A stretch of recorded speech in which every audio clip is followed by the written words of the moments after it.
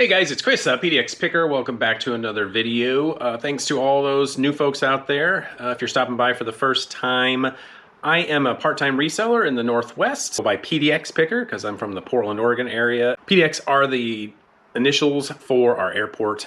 As I mentioned, I'm a part-time reseller. This video is going to be talking about items that I sold, so hopefully you can see some things out there that are selling well, and maybe you can be on the lookout for those in your reselling business. I'm also going to talk about my video from a couple weeks ago. Got some good tips from everyone about getting negative feedback from a buyer and how to deal with that. So we'll go over some of those comments and discuss the resolution, how that worked out for me as well. So right after the intro song, we'll get started pulling some orders.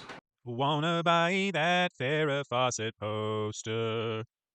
There's dispensers and a toaster. Don't know why. That kind of stuff you throw away. I'll sell on eBay. All right, so we have 18 total items going out on mostly on eBay, also on Poshmark and Mercari. Right around a total of $650. So not too bad over the past few days. But let's get ahead and get started pulling some orders. We'll start with the Mercari order. It is a pair of BKE Aiden jeans that I picked up for $9.99 at one of my favorite thrift stores in the area. These BKE Aiden jeans, they're boot cut, so it's kind of a universal style that is still in demand. And these sold for $32, free shipping on Mercari. Took a little bit lower sales price on Mercari because of the no fees on there. But yeah, take a look out for these Aiden jeans, A-I-D-E-N. They're good sellers. So as I was just about getting ready to film this video, Mercari came out with a revision to their returns policy. Same time they switched to the no seller fees, they also implemented a no questions asked return policy for buyers. Well, they decided to rescind that, and now they're back to their old policy, which is you can only return the item if it's not as described, I think is how they explain it. So, and still within 3 days. So they must have got some negative feedback on that from the sellers, because that was a pretty quick turnaround on revising that policy back to what it was originally. I didn't have an issue with it either way. Mercari was going to be paying for the returns, the return shipping label, so, but it is what it is. Pull just a couple more orders first, and then we will go over the topic in case anyone is interested in how that negative feedback ended up for me the other day.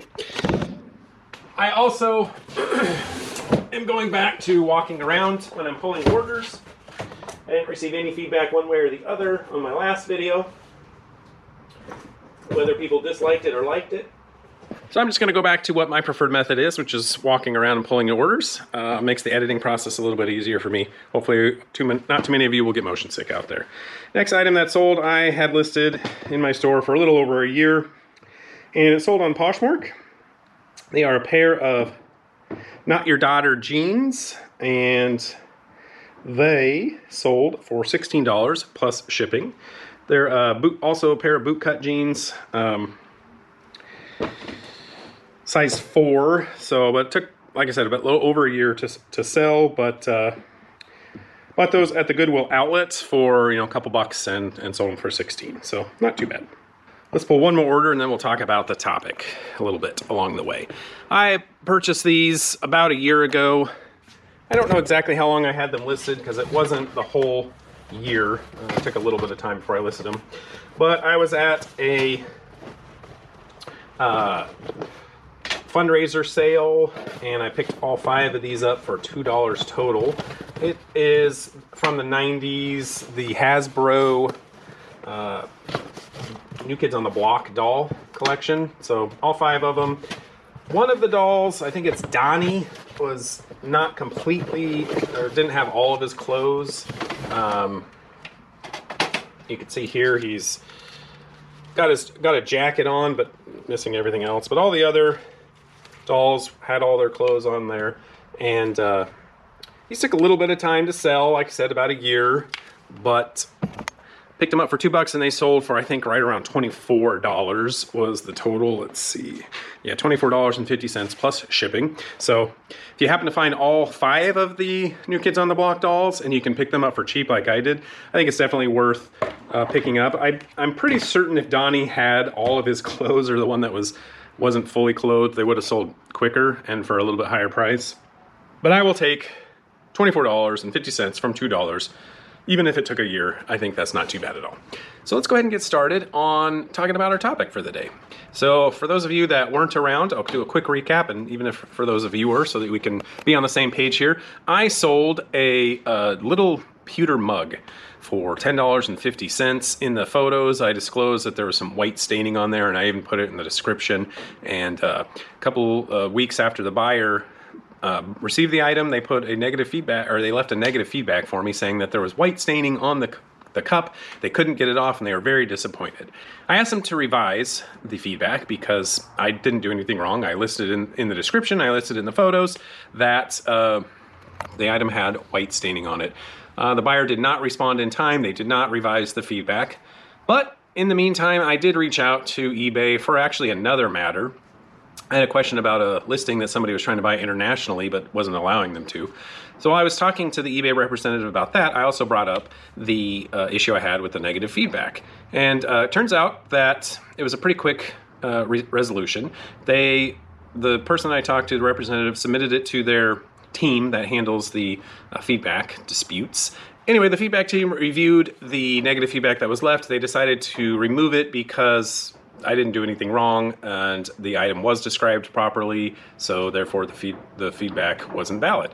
eBay does still remove negative feedback if it's not left for a valid reason. So that's good. I'm really glad to hear that. It was nice to get removed because it was unfair in my opinion. I did get a lot of comments on the video from people, and I think there was some good advice that some folks left. So I'm going to go ahead and read a few of those, and hopefully we'll get a little bit of benefit from this. So, all right, so from user Delta91021, they said, usually with items with issues like the mug, I'll actually message the buyer right after the purchase and get verification that they know about the imperfections before they box it and ship it out. They went on to say, you'd be surprised how many people cancel after I reach out and state, oh, I didn't notice that in the title, pics, description.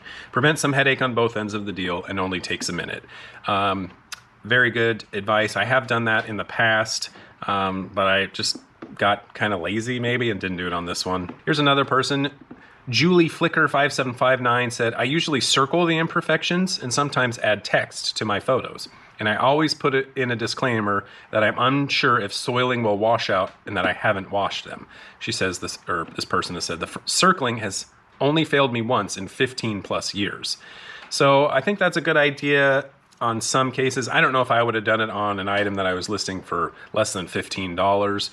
That's just a lot of extra effort that I just don't know if it was worth it. Then another person said, I had made reference to the fact that maybe I should have put that in the title, that there was some staining on there, or at least read the description.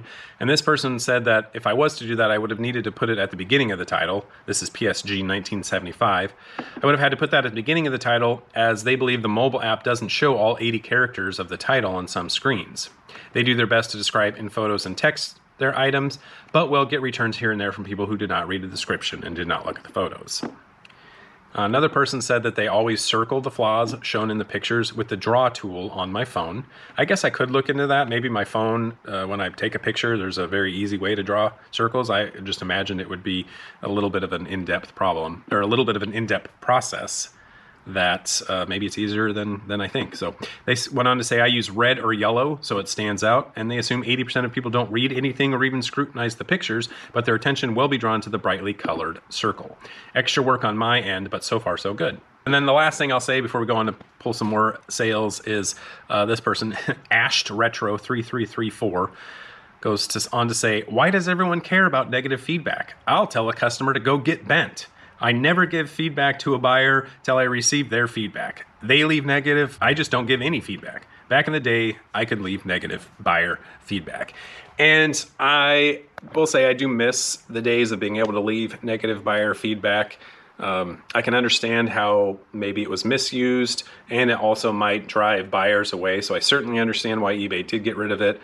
But in certain cases like this, it might be nice to have some sort of, like Uber gives a rating for the writers, the writers themselves. I think Lyft does the same thing. They are given a rating. I think it might behoove eBay to put some sort of system in place, a rating system, I think. So anyway, let's get back to pulling some orders. Let's go over some of the better ones here.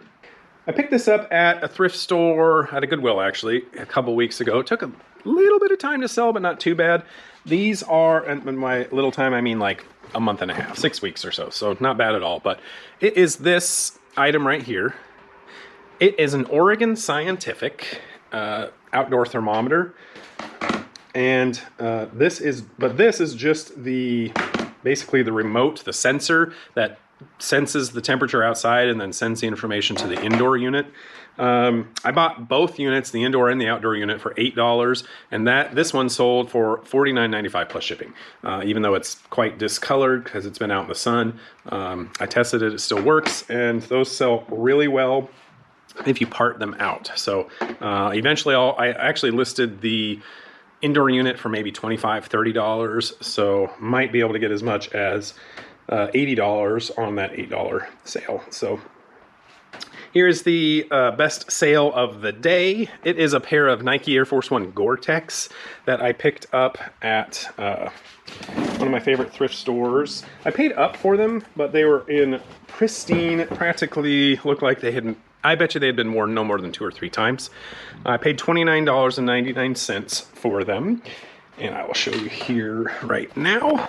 So, see the big Gore-Tex label on the side, but you know, if you just look at them, they are in very good condition. There is some dirt here and there, but basically no creases in the toes. Sold for $109.95. They will go to eBay to be authenticated, but that was a really great sale for sure. I was very, very happy with that one.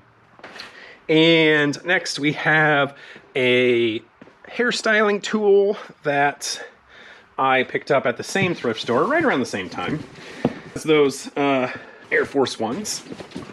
I picked this up for, I think, right around $10. It's called a Perfector Pro by Maria McCool.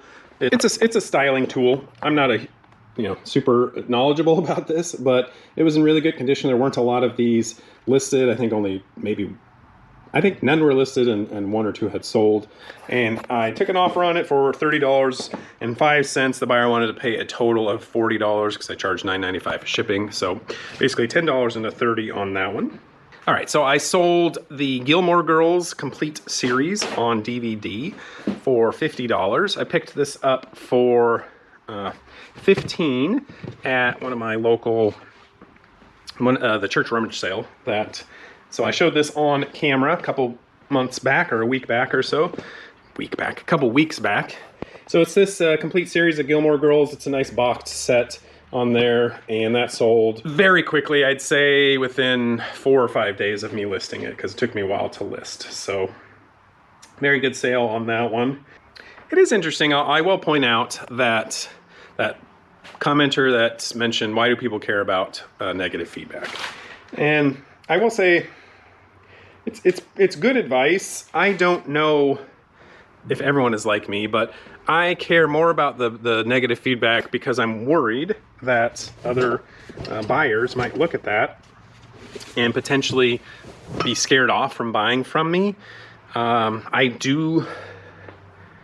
I'm buying stuff on eBay, I do look into the feedback, but I do probably only care if the feedback score is probably less than 98%. Then I'll really start to analyze and see, maybe is there a systemic problem with this seller? Are they frequently mislabeling or not identifying items properly? So I guess that's my thought on that. But what are your guys' thoughts?